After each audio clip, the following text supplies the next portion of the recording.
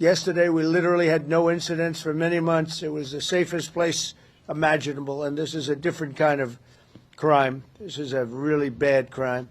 Millions of Americans are praying for those heroes and their families, and I must unfortunately tell you that just seconds before I went on, right now, I heard that Sarah Beckstrom of West Virginia, one of the guardsmen that we're talking about, highly respected, young, magnificent person, started service in June of 2023, outstanding in every way. She's just passed away. She's no longer with us. She's looking down at us right now. Her parents are with her. It's just happened. She was savagely attacked. She's dead. She's not with us. Incredible person. Outstanding in every single way, in every department. That's horrible. As you know, the other young man is fighting for his life. He's in very bad shape. He's fighting for his life, and hopefully we'll get better news with respect to him. And the monster that did this is also in serious condition. But we won't even talk about him. As you may know, DHS has confirmed that... You blame the Biden administration because they let him in. Are you stupid? Are you a stupid person? Because they came on a plane along with thousands of other people that shouldn't be here, and you're just asking questions because you're a stupid person. And there's a law passed that it's almost impossible not to get them out. You can't get them out once they come in. And they came in, and they were unvetted, they were unchecked, there were many of them, and they came in on big planes, and it was disgraceful. And if you look, you'll see there was a law passed. It makes it almost impossible not to let them in, not to certify them, so to speak, once they come in. And they came in, and they shouldn't have come in. And frankly, the whole thing was a mess. The whole Afghanistan situation was a mess. It should have never taken place. If we're going to go out, and we would have gone out because I had everybody ready to go, we were going to go out with strength and dignity and precision, and we would have left from Bagram, and we would have kept Bagram, by the way, because of its very close relationship to China and where they make their missiles. But when you let the people come in by the thousands and thousands and thousands, they made a terrible mistake. But they were incompetent. You want to really see something that said, take a look at what happened. Hey. Why this beat so cold? We will make America proud again. When you try to kill our we will make America wealthy again. And yes, together, we will make America great again. Boy, oh boy, oh boy. I want to just start the show off with our love, our prayers, our condolences. We do have a huge update, follow-up. I know a lot of y'all was reaching out to me last night and on our previous video during Thanksgiving. Everybody was just rolling in. Rick. One of them did pass away. One of the National Guardsmen did pass away. And we do have the full report in now that Miss Sarah Beckstrom did not make it. Wanted to send our love, our prayers, our condolences to her family, especially her father. I seen her father making posts, posting on Facebook and posting, even made a post about the wound and even saying that he doesn't think she's gonna make it. He was bringing an update, but again, you guys, these are the times we're living in, man. We do not know what to expect next. Seeing the dirty world of politics, and sadly, they're already blaming Trump for all of this. All Trump's fault. We're seeing people get up on the fake news media right now and say all kind of things. And again, I know a lot of y'all are not surprised. Anything can happen. A plane can fall out the sky in China or somewhere far, far away, and it's once again Trump's fault. Again, when many loved the National Guard, many begged for Trump to send the National Guard to their city, to their state, But again, I really hate that this happened. on such a holiday, in time that we're in when it comes to Thanksgiving. But this lady, that's family has to lose a loved one, a child. When a parent has to lay down a child, it's completely different, you know. But I hope y'all have had a great, happy post Thanksgiving. I know some of y'all are gonna celebrate today, tomorrow. Some of y'all got them leftovers going on, But I want y'all to keep a smile on your face, man. Stay in good spirits, Enjoy company, enjoy loved ones, family, friends, even strangers. Crack jokes, have fun, put a smile on your face. That's what these times are about, man. You know, Coming together, putting our differences aside, saying the hell with politics, and just coming together with one another, man. That's what it's all about, man. But we did want to bring this update and follow up as I promised. And again, rest in peace to Miss Sarah. Because her father didn't expect her to survive. I'm holding her hand right now. She has a mortal wound. It's not going to be a recovery. She was only 20. Pray for her and her family. Only 20. And as we seen, President Trump snapped. He's had it, with these reporters. But Trump did come out and bring the update on this a couple of hours ago during Thanksgiving. Later during it was real later during the day when we released that video. That was right before we had anything. And again, we seen the report saying that both of them had passed away. And then, we seen a lot of, ridiculous sources and people posting all kind of things that this happened, but it did not happen. And we had to debunk it and come to find out that they both were in critical condition. And again, we want to send our prayers to Mr. Jason, who is still in critical condition right now. But Sarah did not make it. Here's Trump with the update.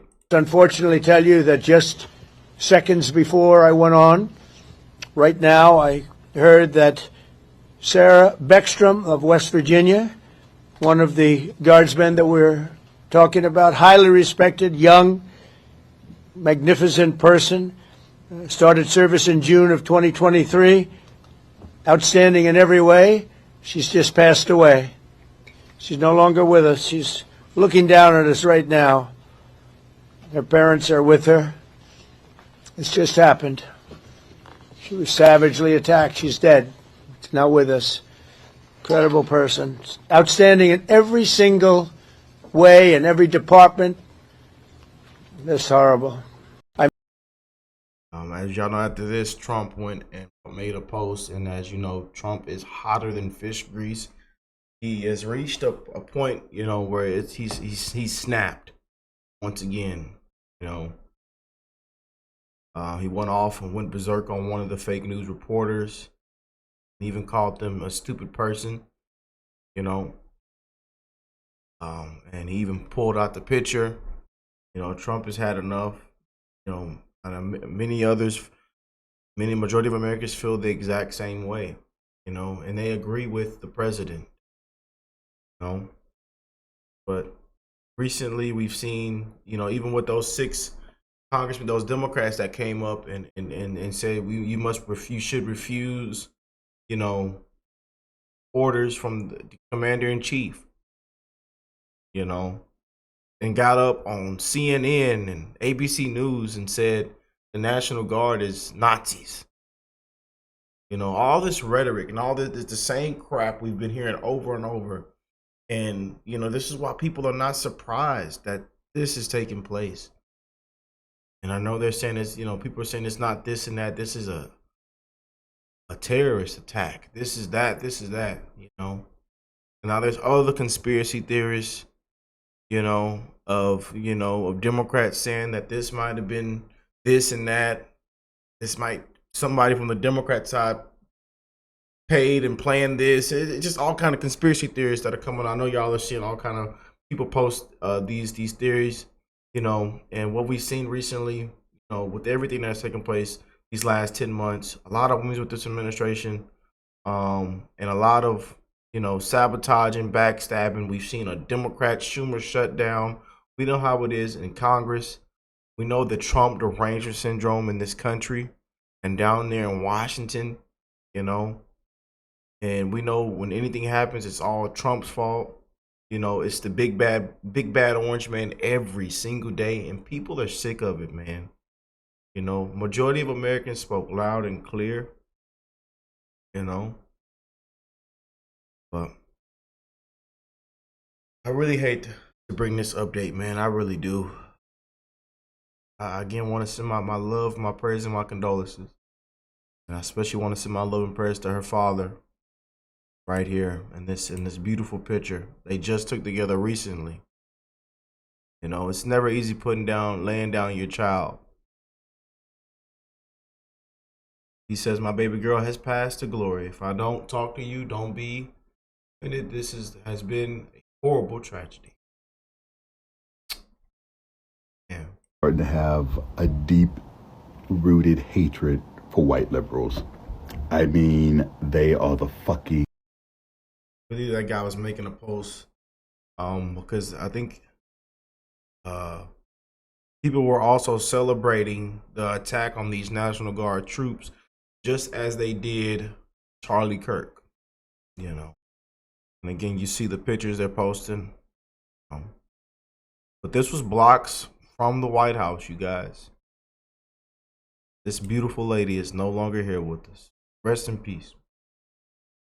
And y'all put some love and prayers in the comment section, and we still want to lift up Mr. Jason, who is still fighting for his life right now. That is the other service member, the other National Guardsman right here in this picture. And again, they're now saying Democrats have blood on their hands. Not just these Democrats, but many others. But these Democrats right here are in the spotlight right now.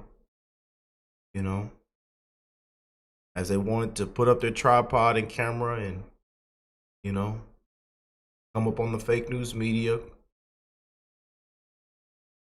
Miss Locke and this lady here went up and said that the National Guard are going to shoot American citizens. This lady right here in this right corner got up just 4 days ago and said that National Guardsmen are going to shoot American citizens.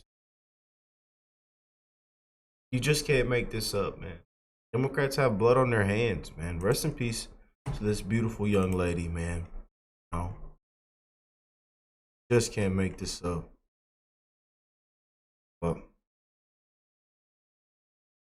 hope y'all have a great rest of your week. Happy Thanksgiving. Y'all keep spreading that love, the good energy, the positivity, man. Fight continues. Just doesn't stop, man. Just doesn't stop. But look at this reporting right here. Check this out. Felicia Ashley has given us some good reporting about their role in Washington, D.C. since August, because it has been contentious to some.